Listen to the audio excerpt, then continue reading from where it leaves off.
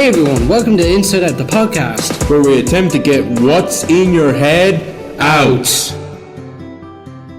Hello everyone, welcome. Good afternoon everyone, this is Martin Redmond here. I'm a student from National Network. We have a special guest here. She's a breakthrough artist of the year. First Irish female to sell out 2 consecutive nights in the Academy. Sold Out Olympia. One of her songs was nominated for RT Ireland National Broadcaster Choice Awards. Also, she supported Lewis Capaldi, Sigrid, Picture This and Mimi Webb. And the festivals that she was at was Electric Picnic, Sea Session and Independence. She is Leah Hart. Thank you so much. Thanks for having me. That was some intro. So I have questions here to ask you, Leah, if that's okay? Absolutely. So the first question that I have for you is, when did you realise you wanted to be a musician? So I've been singing since I was like 3 or 4. We can get out the cringy baby photos of me with my karaoke machines that I got for Christmas. But yeah, I think it was no surprise to my family when, in school I was like, no, that's all I can see myself doing. I literally eat, sleep and breathe music and singing and songwriting.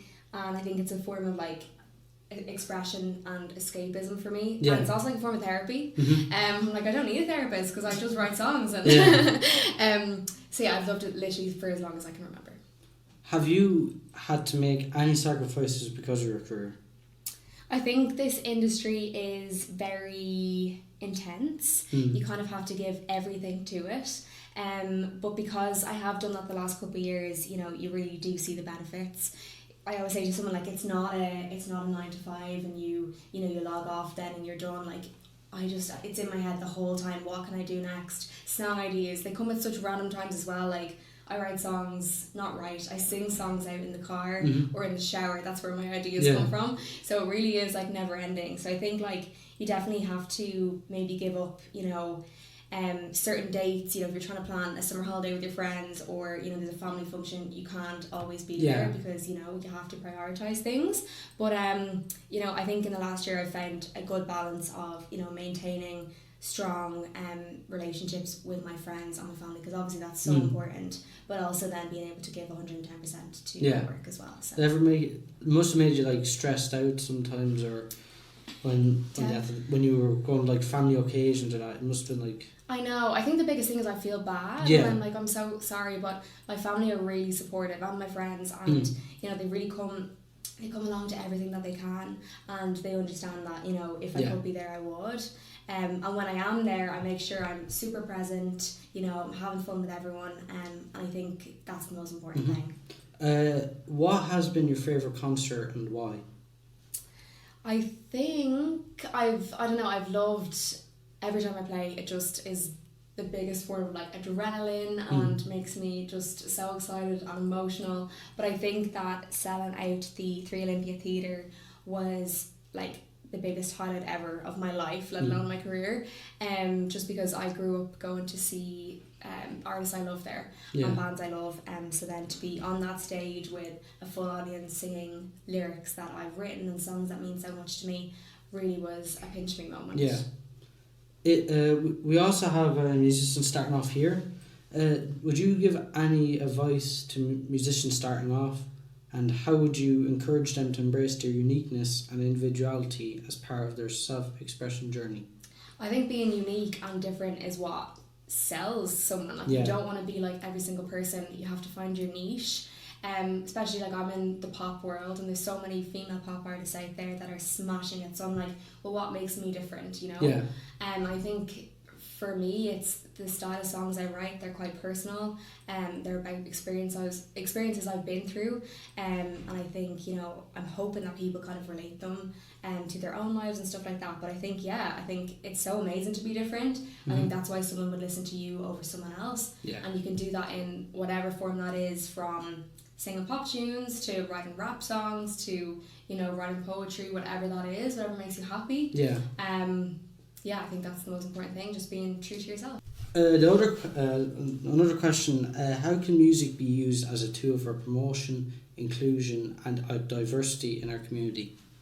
I think in so many ways. I always say that music is the language everybody speaks. You don't need to understand what people are saying. I think it just is a feeling. Yeah. And I think that's what unites people in so many ways. Like, you know, seeing whether it's 100 people or 20,000 people in a room and they've all related to this one song and they all, you know, it all means something different to them. And, you know, you're singing or you're crying or you're dancing, but it doesn't matter who you are, where you've come from, anything about yourself other than being in that moment, listening to that song. You know, I think that's... There's nothing else really that you can get that from except music. So I think it's like, yeah, literally the most important thing. Can you give any example of how music can break down barriers and create connection among people from different backgrounds? Yeah, I think it's what we just said. Like, really, when you're writing music, releasing music, you know, or listening to music, it really doesn't matter anything about you as a person. Who you are, where you've come from, you know, different backgrounds, what you believe in. Nothing matters other than the song you're listening to or the song you're making. And I always say, like, I love listening to songs that I don't even understand the language. I just have it on in my car and it's an upbeat song and it makes me feel good. K-pop is like that. K-pop is good. Yeah, like, absolutely. Like BTS or something like that. They are like... Yeah, you don't have a clue. Yeah. But still, it's like, I love it. Yeah. Do you ever see that video of Justin Bieber when he's like, Despacito? I didn't know the words, so I say tortilla. I don't know what he said, but he hasn't a clue. And he's still singing it and he's loving life. Like, so yeah, I think it's just that feeling that you get from the music, you know. Yeah. If you were to perform with an artist, who would that be and why? My dream duet would be Dermot Kennedy. He's obviously Irish. And I just think he's had such a journey, you know, getting to where he is now. He's definitely an inspiration of mine, and he has such an amazing voice that I'm like, oh, that'd be a dream collab for me. The one person that I'd like to do is Bo Burnham. Okay. You ever heard of him? I haven't, no. He does songs about like everyday life, like if you're like mental health, stuff like that. But he also does like comedy ones as well. That's really cool. So like the type of there's like 2 songs that I think are really funny. White Woman's Instagram. Okay. Where he talks about like the videos of him like doing all stuff that white women do on Instagram and like get a nice they're coffee. they're in a field looking out a window, stuff like that. Yeah. And then there's a part where he's in lockdown saying FaceTiming with my mom. Okay. And all the struggles that he's been doing to get FaceTime, like her thumb on the camera, stuff like that. Yeah. That's what like he would talk about basically. Well, that's my soundtrack for the way home now. I might put him on and have a listen. Yeah. I've never heard of him. But I love that kind of comedy through music. I think that's really cool. Yeah. This one's really surprising. You have over 3 million streams on Spotify from your first song, Older. I do. Do you put yourself under pressure to break that figure, or do you enjoy the journey? I think trying to comprehend 3 million people hearing your song is like, I just can't wrap my head around it, really. It's crazy, and I never, you know, thought that was going to happen, and definitely not when I came into the industry. I came in very unaware of what could happen. I started posting songs on TikTok and on Instagram. Yeah. My management found me through there, and that's like about 3 years ago, and it has been a whirlwind ever since. So never did I think, you know, it's like the 3 Olympia or get 3 million streams on Older. But it definitely is a major, like, I don't know, factor to make you keep going, to make you want to write another great song or, you know, release more songs. But I think having, you know, 500 people that absolutely love your song, or having 3 million people that love your song, the feeling of happiness and, you know, pride that you get from that doesn't change because of the number, you know what I mean? I just think it's so cool that people listen to my music, you know, driving in the car or with their friends. I can't really comprehend that, you know what I mean? It's a mad feeling. So it's crazy to think of, really. Would you ever go online, like, see people react to your songs or like that, like on YouTube or TikTok? Definitely on TikTok, because you can do the kind of duet style videos. People like heard this for the first time, and you know, it's so cool just to see people dancing around to it or singing to it, or like the sadder songs when I play live. I have a song called Stolen that I released last September, and like it is a really personal song for me, and when I sing that on stage, I get really nervous, and it's that moment in the set where I'm like, oh, will I make it through this song, that kind of way. But in my last show in the Academy, like the second I started singing, every single person in the room sang it with me, and like it's just a sense of, I don't know, real like unity, and like that you've known these people forever and you've never met them, some of them. I've completely gone off topic now, but I could talk about this stuff for hours. Don't worry, we're here for, well, we're not here for every day. Have you ever experienced any negative comments on any of your social media platforms? And if so, can you give any advice to our students in National Network Portlaoise on how to handle negative people and comments? Yeah, I think I definitely have. And I always say, like, oh, don't let it affect you, but of course it does. But I think, like, you know, people go through life and people say stuff, and it's not the nicest thing. But what I've realised is you're not going to be friends with everyone. You're not going to like every single person in the whole world, and they're not going to like you, or you're not going to, you know, be the same type of personality, and that's fine. You know, once you find your kind of army of people, I say that, you know, just get you, would never judge you, and love you for who you are. And once you love yourself for who you are, that really is the only thing that matters. And I think we all need to work on, you know, if someone says something, to try not read too much into it. I'm the first person to be like, if someone says, you know, you can't sing, I'm like, did I sound bad in that video? Like, you know, but at the same time, they don't need to like my voice, you know, they don't have to. That's why there's so many different artists out there that do different things, that have different followings.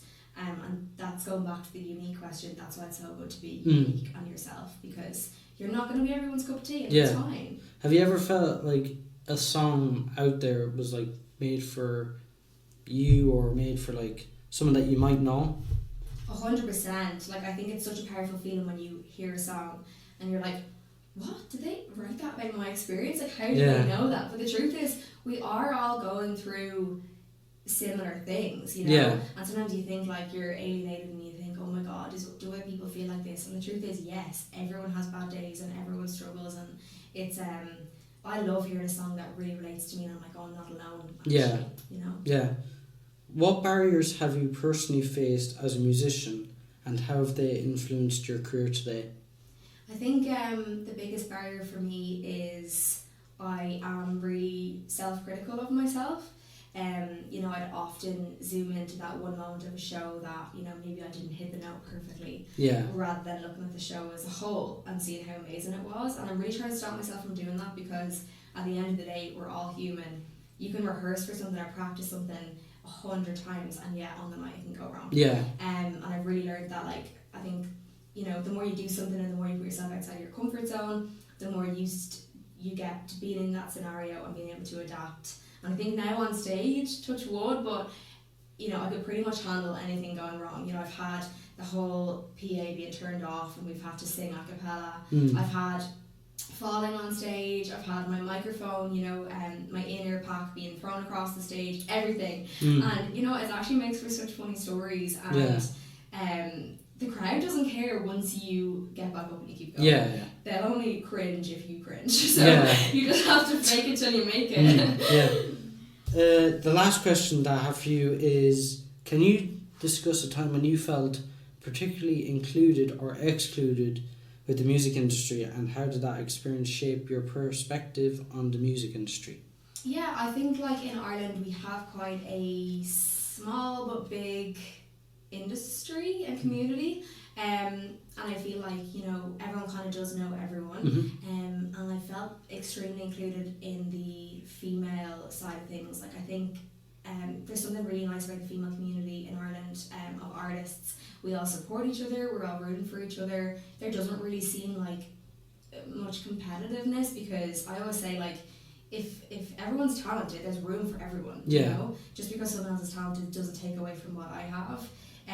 So yeah, no, I really feel like, you know, Irish people are just sound in general. And I found that in the music industry, like, everyone has been super supportive and encouraging so far, and